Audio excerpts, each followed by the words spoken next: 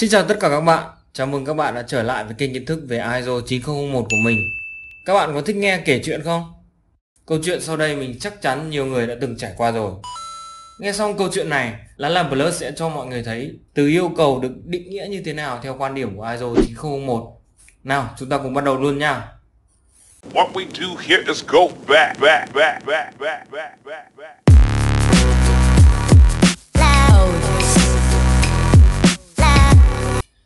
Câu chuyện này liên quan đến việc sửa ống nước. Ô, có phải là câu chuyện về thợ sửa ống nước và cô chủ không đấy? Không nhé, câu chuyện của mình hoàn toàn trong sáng, không có gì đen tối cả. Ngày này, chuyện xảy ra vào 3 ngày trước. Khi mình đang tắm thì nghe thấy tiếng lách tách. Vừa bảo không đen tối mà lại nhắc đến chuyện tắm tủng này. Rồi một tiếng phì rất mạnh. Hóa ra ống nước của nhà mình bị vỡ. Bọt nước bắn lênh láng khắp nhà. Định mệnh, đã tắm xong đâu. Đang tắm dở cũng phải nhanh tay khóa van tổng lại. May mà gội đầu rồi không thì sẫm mặt. Theo bạn thì chuyện gì mình phải làm tiếp theo đây? Theo ISO 9001 thì chắc chắn anh phải khắc phục ngay, thực hiện correction rồi. Đúng vậy. Vậy là mình phải bịt cái chỗ ống vỡ lại và phải mất cả tiếng đồng hồ để lau dọn cái chỗ nước phì ra. Vậy sau đó mình lại phải làm gì tiếp đây? Thì đương nhiên anh phải hành động khắc phục, corrective action thôi, còn gì nữa đâu mà. Đúng thế. Cũng theo ISO 9001 thì mình phải thực hiện corrective action. Tức là lúc này mình phải thay thế cái ống bị vỡ này để đối ứng mà ISO khuyến cáo. Thì hôm nay Lala Plus sẽ nói về khắc phục và hành động khắc phục, tức là correction và corrective action phải không? Chứ từ đầu đến giờ có thấy nói gì đến yêu cầu requirement như lúc đầu anh giới thiệu đâu. Đâu phải. Khắc phục và hành động khắc phục thì mình đang viết kịch bản rồi. Tuần sau mới có. Còn video này mình mới chỉ là mở bài thôi mà. Vậy thì kể tiếp đi còn gì nữa. Sau đó mình phải phi ra khu bán đồ điện dân dụng gần nhà. Ở đây thì nhiều cửa hàng điện nước lắm. Biết chọn cái nào bây giờ? Thì vào đại một cửa hàng đi. Nhanh lên nhả vào việc. Xa mình thấy một cửa hàng. Lại còn xa nữa. Chọn cái nào gần gần mà mua. Thấy một cửa hàng cực kỳ đặc biệt. Ồ, có gì đặc biệt đấy? Trên bảng cửa hiệu có in chữ ISO 9001. Đại lý bán điện nước có chứng nhận ISO 9001. What? Chắc là cửa hàng này toàn nhập hàng có ISO 9001 đây chứ đâu. Chứ cửa hàng đại lý thì lấy chứng nhận ISO 9001 làm gì? Cơ mà cứ ra thử đó mua xem nào. Nghe thấy tiếng phanh xe trước cửa hàng, bà chị chủ quán xinh đẹp chạy tót ra rồi ân cần hỏi: Em ơi, mua gì đấy em? Dạ em mua ống nước chị ạ. Nhà chị có chứng chỉ ISO 9001 đấy. Bán hàng đẳng cấp theo tiêu chuẩn quốc tế luôn em ạ. Em chọn cửa hàng chị là chuẩn không cần chỉnh. Cái gì cơ? Cửa hàng đại lý điện nước mà cũng có chứng nhận ISO 9001 á? Em tưởng chứng chỉ ISO cho hàng hóa chị nhập về bán. Hóa ra là chứng chỉ ISO 9001 cho cả cửa hàng của chị á? Đúng rồi, chục cửa hàng bán điện nước như chị bây giờ thì phải khác biệt thì mới sống được. Khách hàng như thế thì mới tin tưởng tìm đến chứ. Mà chị lấy tiêu chuẩn ISO 9001 cũng hay. Và thêm nữa là chồng chị làm bên tư vấn ISO, cho nên là làm chứng nhận ISO cho cửa hàng thì rất là đúng quy định luôn. Chứng chỉ thật luôn đấy em ạ. Em có muốn xem không? Dạ thôi ạ, em đến đây để mua ống nước thôi. Thế em muốn mua loại nào? Mềm hay là cứng, to hay là nhỏ? Chị cho em loại cứng nhựa PVC phi 21 chị nhé. Ok cưng, đợi chị một lát nhé. Ghê nhỉ, cửa hàng mà cũng có chứng nhận ISO 9001. Thì chứng nhận ISO 9001 có phải chỉ riêng công ty lớn mới có đâu. ISO 9001 có thể áp dụng ở mọi loại hình, mọi cấp độ của tổ chức. Dù to hàng trăm nghìn nhân viên cho đến những tổ chức nhỏ một thành viên thì cũng có thể áp dụng, triển khai. À, mua được hàng rồi thì về đi chứ, có đứng đó làm gì? Nhỉ, mua xong rồi thì tôi phải phi về đây. Thay nhanh cái ống nước, tối còn tắm giặt. Sau khi về đến nhà, tôi tháo ống nước cũ ra, thay thế ống nước mới vào, băng keo đầy đủ đảm bảo nước không thể rò rỉ ra ngoài ở đoạn khớp nối được. Sau một hồi loay hoay với kiến thức của 12 năm đèn sách ở trên trường, Sau 5 năm tu luyện chuyên ngành cơ khí ở trường đại học thì tôi đã sửa xong ống nước rồi. Sau đó mở van tổng để test thử nước. Không thấy gì cả, hình như mọi thứ đã được sửa xong. Yeah. Cứ mở vài phút sau, A few moments later. đang cất đồ nghề, tôi phát hiện dưới sàn có nước. What? Hay là mình băng keo chưa chặt nhỉ? Nhưng sau khi kiểm tra chỗ nối giữa các ống nước thì không có vấn đề gì cả. À, đây rồi. Nước phun ra từ thân ống. Cái ống nước tôi mua bị rỗ khí, li ti thôi, nhưng mà nước theo đó mà phì hết cả ra.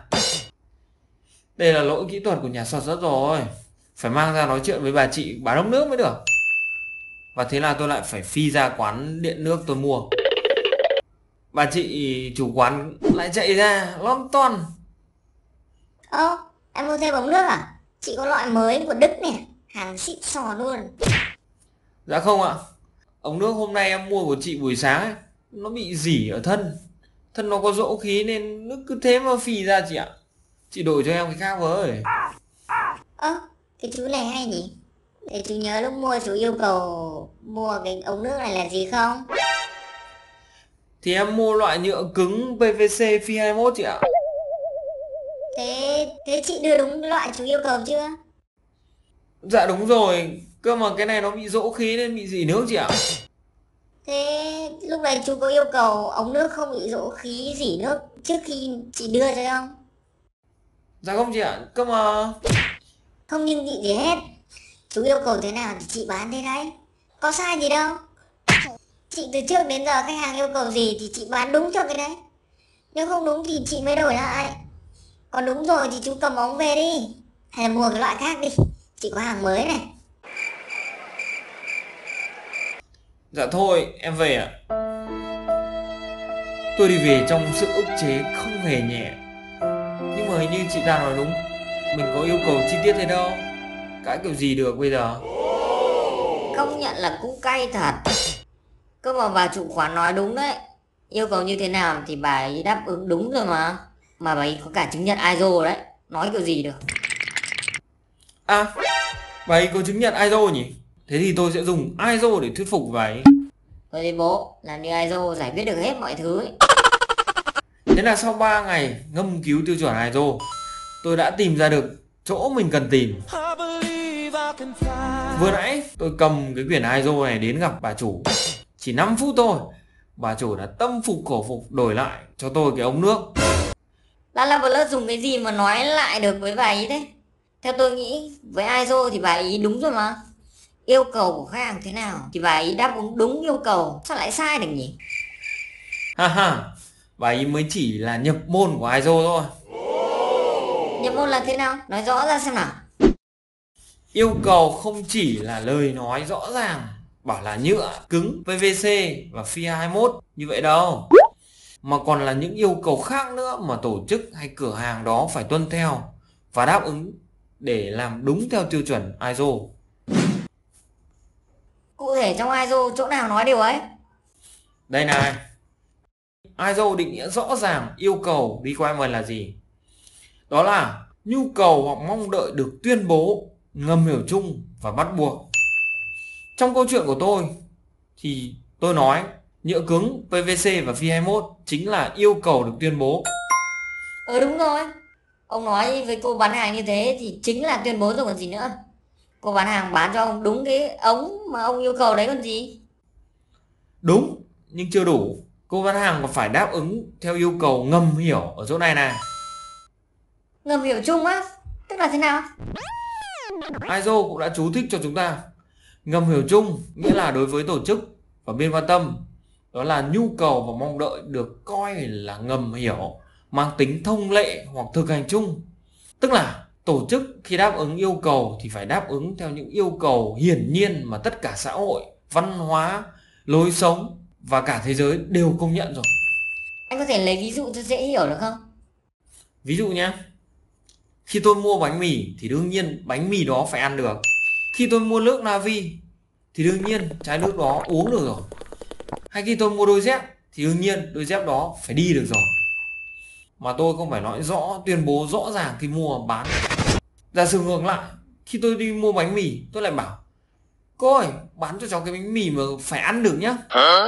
Hay là khi mua nước, chị ơi bán cho em chai nước La Vi phải uống được nhá.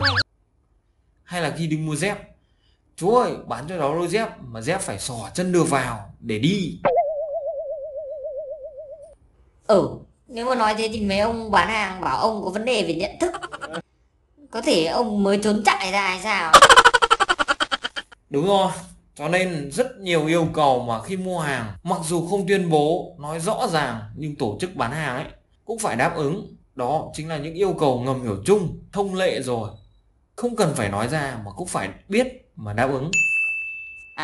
Vậy là chị chủ quán bán ống nước này trong trường hợp này là sai.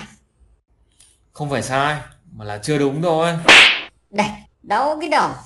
Vậy là ngoài yêu cầu tuyên bố ra thì cô ấy cũng phải đáp ứng yêu cầu ngầm hiểu chung rồi. Vì mua ống nước đương nhiên là người ta muốn mua ống nước không bị rò rỉ nước ra ngoài, chứ chả cần phải tuyên bố nói rõ ra khi mua là bán cho tôi cái ống nước không bị rỉ nước. Đúng rồi, sau khi phân tích và đưa ra những yêu cầu rõ ràng, định nghĩa rõ ràng từ ISO thì cô bán hàng đã phải tâm phục khẩu phục và thay thế cho tôi cái ống nước mới. Thật đúng nào, biết ISO thì cái gì cũng sáng. ISO là tiêu chuẩn chung cho cả thế giới mà, nên nó bao quát tất cả các lĩnh vực. Nếu hiểu và biết vận dụng ISO thì bạn có thể giải quyết được mọi vấn đề. Còn ở chỗ định nghĩa này thì còn yêu cầu bắt buộc, có nghĩa là như thế nào đấy La ơi? Thôi bây giờ tôi phải về nắp cái ống nước đã, 3 ngày chưa tắm rồi. Ở video sau tôi sẽ giải thích nốt cho mọi người nhá. Bye bye. Vâng, vậy là Lala Plus đã chạy về sửa ống nước rồi.